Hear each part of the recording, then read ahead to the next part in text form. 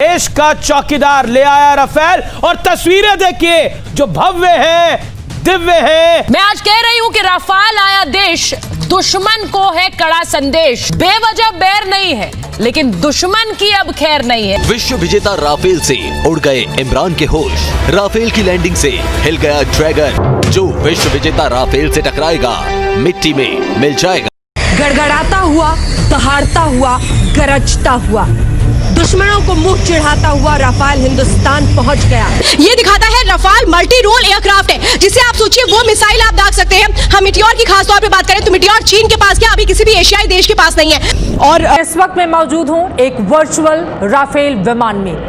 बुधवार को एक तरफ जहां 5 राफेल विमान भारत के अंबाला में लैंड करने वाले हैं, तो वहीं दूसरी तरफ आपको बता दें जश्न की तैयारी भी अभी से पूरे हिंदुस्तान में देखी जा रही है। आ रहा है राफेल शक्तिमान।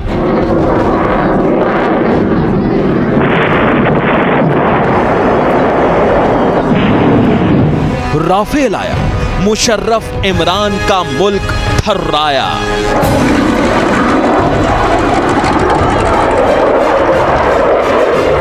अब कोई करगिल नहीं कर पाएगा। जो साजिश रचेगा, राफेल से मारा जाएगा।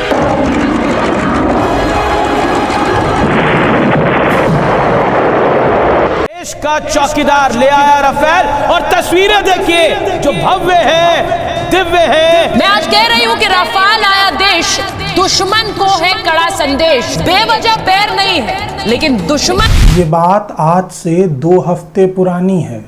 आपको मालूम होगा कि राफेल भारत आने वाला था। अभी आया नहीं था, मगर रास्ते में था। लेकिन टीवी चैनलों के दफ्तरों के भीतर राफेल का भूत आ गया था। स्क्रीन पर चारों तरफ से इधर उधर राफेल गुजर रहे थे, बम तोप गोले गिरा रहे थे। एंकर राफेल के भीतर बैठ करके राफेल के कॉकपिट से लाइव प्रसारण चला रहे थे। मानो ऐसा लग रहा था कि टीवी स्क्रीन के भीतर से राफेल अभी निकल के बाहर आ जाएगा और टेस्ट ड्राइव पर चलने की जिद करने लगेगा।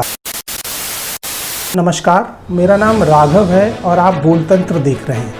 सेंसलेस जर्नलिज्म के इस दौर में हम एंकरों की बातों में कॉमन सेंस तलाशने का काम करते हैं। ए भाई, ये म्यूजिक बंद करो ना, है खबर ही तो सुनाना है, लड़ाई थोड़ी ना है, इसके बिना भी सुना सकते हैं। मैं चित्रा जी को देख करके परेशान था और हैरान भी था कि ये राफेल सौदा तो भारतीय सेना के साथ हुआ है, लेकिन ये राफेल आज तक के दफ्तर में क्या कर रहा है। सवाल ये भी था कि आज तक के दफ्तर में राफेल पहुंचा कैसे होगा। क्या कहीं बिल्डिंग को तो कोई क्षति नहीं पहुंची। मेरे कुछ दोस्त भी आज तक में काम करते हैं, मुझे उनकी भी फिक्र होने लगी। लेकिन इन तमाम समस्याओं से अलग मैं एक बात के लिए निश्चिंत था कि भविष्य में कभी जीके में सवाल पूछा जाएगा कि भारत में राफेल उड़ाने वाला पहला व्यक्ति कौन था, तो आप चित्रा त्रिपाठी का नाम बता सकते हैं। तो इस तरह से चित्रा त्रिपाठी बिना सेना में भर्ती हुए राफेल उड़ाने वाली भारत की पहली व्यक्ति बन गई थी और पहली एक्टर भी। स्क्रिप्ट में एक्टर कौन लिखा, मतलब रिपोर्टर बन गई थी। हालांकि उनको बुलेट रिपोर्टर के नाम से भी जानते हैं। तो अब कभी जीके में सवाल पूछा जाए कि भारत में पहला राफेल किसने उड़ाया, तो चित्रा त्रिपाठी का नाम बता दीजिएगा। लेकिन इस वक्त मैं मौजूद हूं एक वर्चुअल राफेल विमान में। बुधवार को एक तरफ जहां 5 राफेल विमान भारत के अंबाला में लैंड करने वाले हैं, तो वहीं दूसरी तरफ आपको बता दें जश्न की तैयारी भी अभी से पूरे हिंदुस्तान में देखी जा। पहले ऐसा लग रहा था कि राफेल के खेल में सारी बाजी आज तक मार ले जाएगा, लेकिन उसके बाद न्यूज नेशन का मैंने दफ्तर देखा। उसके तो स्टूडियो के भीतर ही रनवे बना था और रनवे के आखिरी छोर पर खड़ी हुई एंकर की बात समझ तो नहीं आ रही थी, मगर रनवे की चमक धमक पर उतरता हुआ राफेल सब कुछ बता रहा था कि क्या चल रहा है और क्या दिखाया जा रहा है। लेकिन बात यहीं तक सीमित नहीं थी। न्यूज नेशंस ने तो अपना खुद पायलट फील्ड में उतार दिया था, जो राफेल के भीतर बैठा था और उसके पीछे भी 2 राफेल उड़ रहे थे और वो उड़ते उड़ते बता रहा था कि राफेल उड़ाने में बड़ा मजा आ रहा है। मीडिया के ऐसे दौर में जब राफेल खुद रिपोर्टर उड़ा रहे थे, तो मैं ये सोच रहा था कि सेना को राफेल दिलाया क्यों गया है। आपसे बहुत बड़ा झूठ बोला गया। आपसे कहा गया कि भारत में 5 राफेल आए हैं, लेकिन असल में 9 राफेल थे।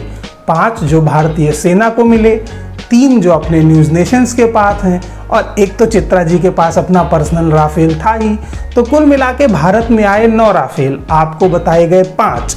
5 जो दिए गए सेना को, 4 जो दिए गए न्यूज़ वालों को। न्यूज़ वालों के राफेल काम आते हैं भारत की दर्शक पर बम गिराने के लिए और सेना के राफेल काम आते हैं सेना को चलाने के लिए।